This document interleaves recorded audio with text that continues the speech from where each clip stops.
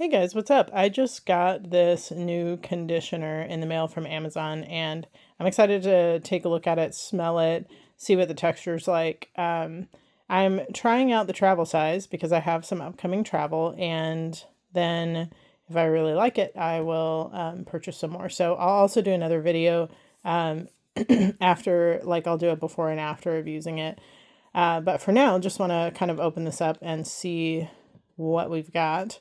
Um, I travel a lot, so having a really good travel size conditioner is important for me. So this comes with a little like tab. We're just going to peel that off. Oh, some of the conditioner is coming out. I shouldn't have had that upside down before. I'm just taking a smell. Like a light scent. Seems a like a medium consistency. Let's take a closer look at this. Similar to other conditioners. I'm